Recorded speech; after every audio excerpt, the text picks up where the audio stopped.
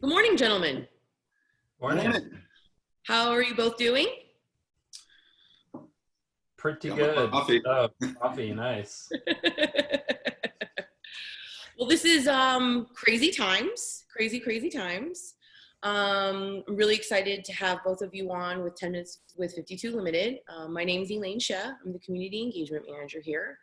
And we have Aaron James, who is an art director and digital marketer, and Andrew Dickson, who is a story writer, a storyteller, a copywriter, and the two of them have co-founded a company called Mount Freelance. And as you know, almost lifelong freelancers, you've created basically a company to support others who kind of want to go down this path. And as the economy shifts and more marketers and creatives are impacted by the pandemic, as companies start to hire, I truly believe that more contract work and freelance work will be available. So for some people, this is, a way of working they've never had before.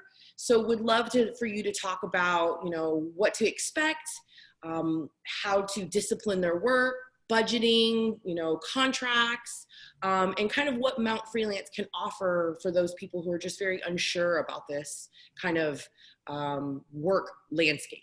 So thank you, gentlemen, for joining us. Our pleasure. Yeah. Well, okay, you want to start, Aaron? Well, I was gonna say, yeah, we have had a lot of people kind of join the freelance ranks, maybe unintentionally, in a lot of cases, and that's actually how Andrew and I got started as freelancers on different occasions. Both of us got laid off unexpectedly, and all of a sudden we were freelance. And so I think that is that's an okay place to start. Don't get too discouraged about that. Obviously the landscape's a little different right now, but I think Andrew and I started Mount Freelance really based off of just so many appointments where people would reach out to us and say, "Hey, I'm thinking about going freelance. Can we grab a coffee? Can we grab a beer?" And for Andrew and I, it was just like, "Oh, all right, we've that's too much coffee and beer. You should only have so much of that." So that's where Mount Freelance came from, and I feel like we've been able to really help guide people who are really talented at their craft, but maybe new to freelance and new to the business aspects of freelance, and kind of help walk with them down that path. Yeah, I think what Aaron said is key. We're assuming people know how to design or know UX, or they're already established as an account manager, for instance. But what we found is we kept over and over again. We'd have these meetings with juniors and seniors and students, and we'd go over like your website portfolio. And it's a lot of the same advice we kept giving over and over and over again. I see all this client work, but where's your personal voice? Where's a personal project? Like, I'm looking around, I can't tell if you're, I have to click on your LinkedIn to tell whether you're a copywriter or an art director. And what was your role here? And so we kind of hatched this plan. We were actually partnered together. We helped BPN win a pitch. And over lunch, we just, Aaron sort of, who is another business like this for baseball, said, we should teach this. And so naively, I was like, oh, this will be fun. This will be easy. It was a lot of work. We spent about a year, kind of brainstorming and outlining, and kind of what Mount Freelance has become is a 36 video course split into 4 levels, teaching all the mechanics of freelance, really, and then we also have a private Facebook community where, if you join, you post your website, we and other members give you feedback. If someone's in a negotiation and they run into a stumbling block, they can post, members jump in. And, I think taking a big view, I think 3 months ago was a really great time to be a freelancer. We're not going to lie. Right now is a pretty tough time to be a freelancer, but we're pretty confident that in a couple months, it's going to be an even better time to be a freelancer than ever. So what we decided to do when this all started was make level 1 free. So there's 4 levels. Level 1 is really all about getting started. It's about how to make that website fantastic and really position yourself for the work that you want to get. It's also sort of about, we call it the Mount Freelance mindset. So it's really sort of looking at freelance as a positive, looking at it's not, we're not fighting for scraps of work. Maybe not in this moment, but big picture, there's so much work out there. There's so much need. There's a food cart needs branding and social media, and so we're here to help, and we can help each other. Yeah, and I think the reason that Andrew and I, right when we saw things were really drastically going to change, we had actually started kind of our first kind of foray into paid advertising and media for Mount Freelance, and we actually decided to stop that and just basically give away the first level of the course. And as Andrew said, it's all about preparation. And part of the part of our shift in mindset was like, hey, if the one thing that we kind of lack, that we always seem to lack if you're working in and around the creative industry is time.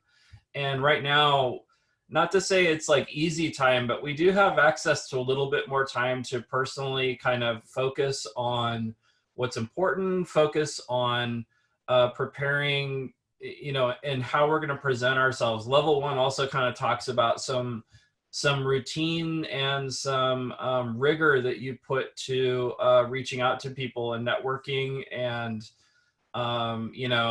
talks about how to use LinkedIn the right way versus the wrong way, talks about a lot of things like that. And yeah, some of it is going to be review because it is level 1 of our course, but we figured this is just a time where people kind of need reassurance that they're doing the right things and that they are preparing for the moment when the floodgates open, which we're already starting to see a little bit more movement. So that's actually really encouraging. I actually have a job I'm hoping to hear. I'm going to check my email as soon as it's done. I have a job that hopefully is awarding today out of New York. So I'm excited. That's so exciting. I hope it bodes well for you. Thanks. For those people who are looking or thinking about freelancing, obviously the first thing they should do is sign up for your first tier free course. Great. The second thing they should start to do is carve time out, right, to work on their resumes, on their portfolios, on their websites. For those people who are kind of, have done freelance, maybe have done some full-time work, what would you suggest as far as kind of keeping forward momentum? What kind of tips would you suggest for those people to make sure that they're ready once those floodgates open? Well, I think Andrew, jump in right after me on this, but I think one of the things that freelancers seldom ask is the question, why am I freelancing? And to be honest, freelancing is harder than working a full-time job, in my opinion. But the benefits of it are that you actually get to control a lot of the steps that you take. You can control your time potentially more if you do it right. You can make more money if that's what's important to you. You can kind of craft an existence that is dialed in for what you personally want. If you want to work part-time, freelance is a great way to do it. And it's tricky, but you have to set up some parameters. So the reason that you're working part-time is to protect time for other things in your life. And so, we talk about that a lot. That's actually kind of one of the things that I think you don't learn from a book, you learn kind of through experience. And so I think some of those steps, I think that's actually one of the most important steps. And it's a little funny to be saying it now when maybe a lot of us have been laid off or jobs have evaporated and gone away. And now that it's like, well, why am I freelancing? Because I don't have a choice. But the reality is, very soon, you are probably going to have a choice of how you approach it. And I think it's such an important thing to go in and really have a sense of why am I doing it? And then also having a community around you to bounce ideas off. We can't do this alone. And that is actually one of the hardest things about freelance is being alone. And not having IT to go when your when your Zoom doesn't work. Right. So I think I wanted to add just two sort of brass tacks suggestions, and one is like kind of creating a discipline around it. So I know I just said I'm waiting to see if an email gets in, but I think the worst thing that we can do as freelancers is just be reactive and wait for things to come to us. So one of the things that we talk about in level 4 is like do one thing every day to further your business. And because if you're freelance, even if you're thinking of this as temporarily, it is a business. And if you can approach it like a business and have a brand and do things that are proactive and go after a new business, you're going to be so much more successful than if you just sort of say, oh yeah, I'm just a copywriter for hire and I'm just going to see what comes into my inbox. So I think getting in that discipline of waking up, saying, what am I going to do today to be proactive and to, maybe it's to work on my website. Maybe it's to check in with 5 fellow strategists and just say, hi, how you doing? Do you want to get virtual lunch today?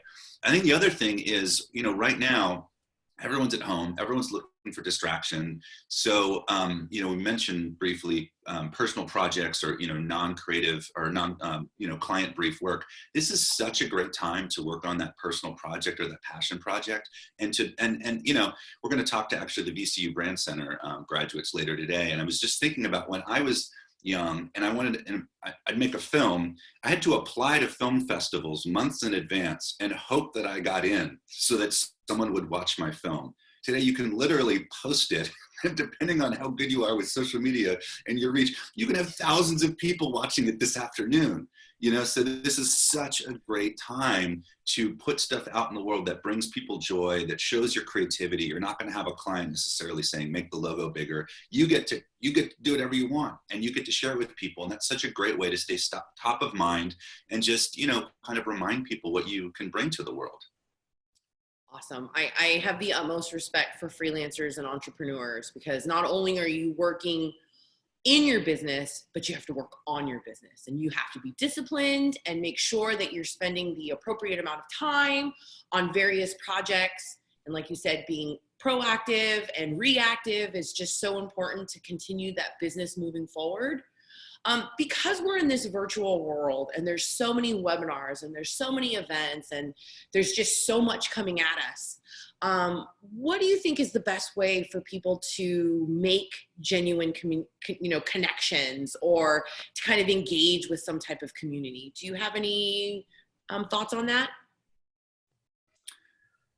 It's probably partly starting with the people and make, I think, I think in the first couple of weeks, I was probably guilty of really reaching out to, clients and collaborators and almost forgetting about my friends. So, that's almost step one. And I think it's interesting. Actually, I have a semi-famous musician friend who reached out and, I never even thought about reaching out to her, but she was like, hey, I actually just took the first level of Mount Freelance because I can't tour. She happens to also be a writer. So she's like, I got a little copywriting gig. And, I think it was just sort of for me a reminder, like, oh yeah, I can't just be so focus on work. It's like checking in with everyone. And I think, one of the things that Aaron and I talk about right now too is looking beyond advertising. There are restaurants that need help. There are, hospital workers that need advocacy. There's a lot of problems right now.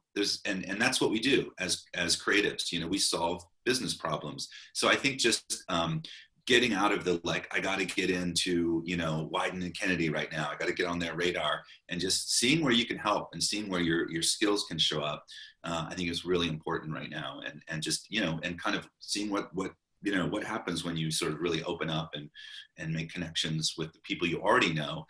And then as far as, I think it's kind of finding your people, and there are so many, so I think you can kind of dabble a little bit, but certainly, just see, I think we're such big fans of being on LinkedIn right now. I get on Facebook and I get really bummed out pretty quickly, but I get on LinkedIn and I tend to get more inspired, especially as people are posting opportunities and good news and stuff like that. All right. Well, I want to thank both of you for your time. But before we go, do you have any last parting words? How can people find you? How long is the first tier available for users for free? Any details that you'd like to share? Yeah. We actually, we're not sure exactly how long level 1 being free will be available.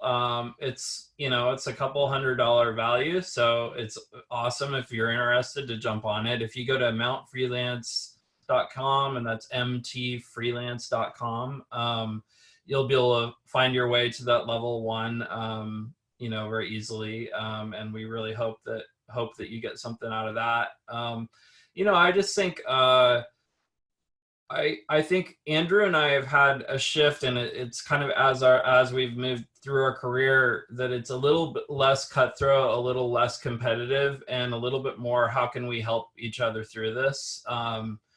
And that's actually the mentality of Mount Freelance. So I do feel like if that's kind of what you're hungry for, I think, getting the whole course and really joining the community is actually, I mean, that's really transformative for us and for some of the people that are in it.